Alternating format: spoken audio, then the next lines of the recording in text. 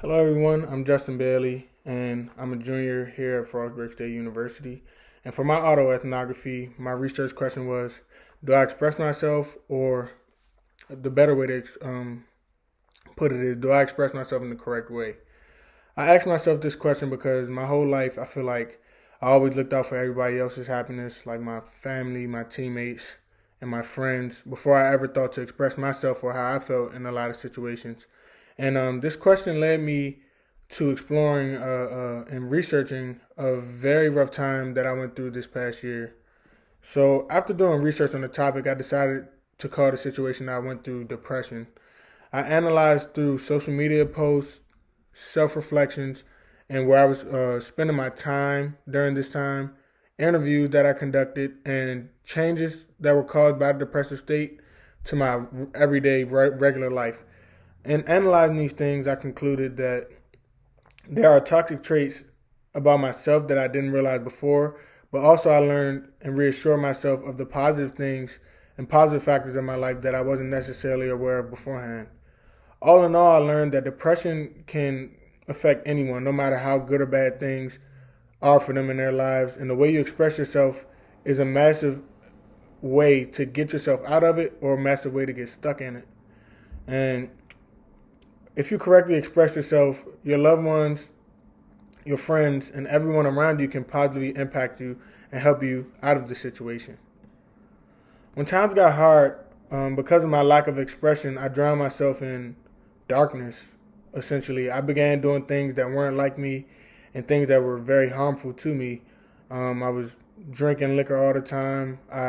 In my journal entries, I included a transaction report by my bank, and it was like 4 or 5 of my transactions straight were from the local liquor store.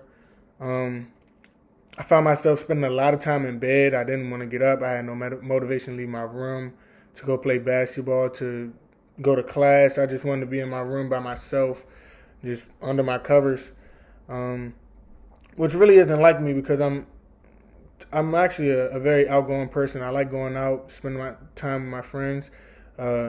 Another thing I noticed was I changed the way I dress. And for anyone who knows me, everyone knows that fashion is a very important part of my life.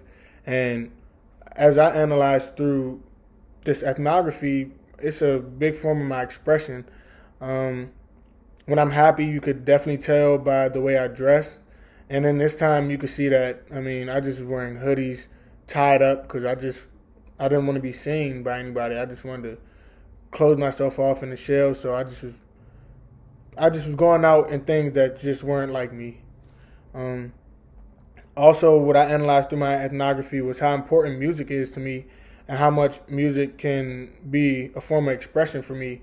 Prior to this whole ordeal, I had a very diverse music taste. I liked listening to all types of music, but while I was depressed, all I wanted to listen to was dark songs with dark titles and dark meanings. It wasn't me. I just wanted to be sad, honestly. Um, this ethnography definitely grounded me in a lot of ways. It showed me that it's not okay for me to not express myself. It's not okay for me to just close myself off to the world. But it did show me that it's okay for me to express myself through music and fashion. But at the same time, it's very imperative that I communicate my feelings with words to the ones that truly care about me. I saw what I was doing and the way I was acting as a way to stay strong for my family and my friends by not letting them see or not letting them know how much I was hurting at the time. And ultimately, after doing this project, I realized I was actually hurting them. My brother became even more important to me after this whole ordeal. He's always been the closest person to me. Like, he's always mirroring what I do. He's always conjoined to the hip when we're home.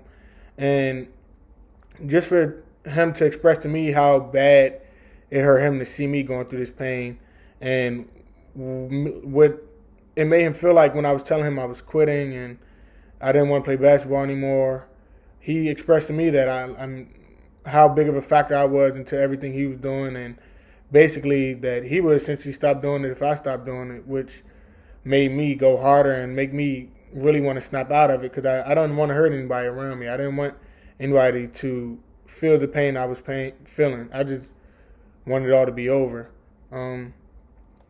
Another thing about my brother's interview that helped me a lot was he expressed to me how he feels our family views the topic of depression. And this led to me actually having a conversation with my parents that I think was very important because my little brother is way younger than me. He's just starting high school. So I feel like if we nip it in the bud and we talk about it, we can prevent him, or if he does actually go through it, we can help him get out of it before it gets too deep.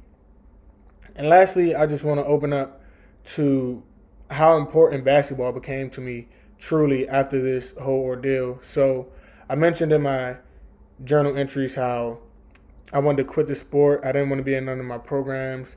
And because I just really essentially didn't want to be around anybody.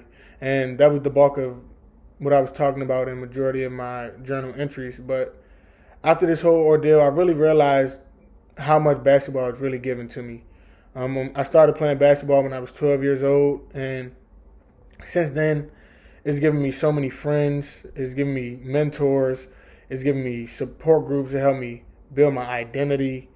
And, even during this whole thing, I least expected my teammates to be the ones who were so impactful in me getting out of what I was going through.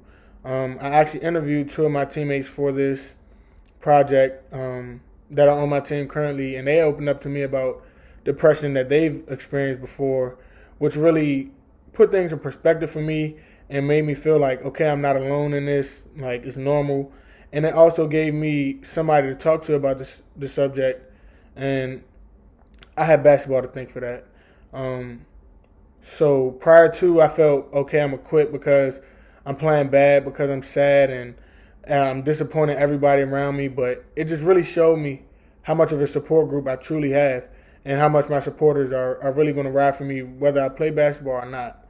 And that was just very imperative to me. It gave me the opportunity to be an advocate for people in my situation or people that's going through what I'm going through, where beforehand I couldn't do this. And that's just something I'm grateful for this whole project. Thank you all for listening to me.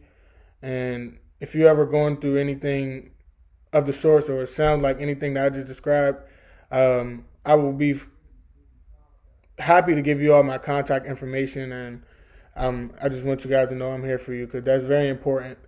And finally, the answer to my question that I had in the beginning, which I'll restate, is do I express myself or do I express myself in the correct way? Prior to this, I wasn't, but I feel like going forward, I definitely will because of all the things I described in my ethnography. It's very important to express yourself not only through things like music and fashion, but just with your words. And to the ones that care about and want to help you and want to see you succeed, it's very important to let them know how you feel and let them know what you're going through. Because like I mentioned, they can be the ones that help you out, and they can be the ones that can nip this thing in the bud, and also they can be the ones that you need to help by telling your story. Thank you, everyone.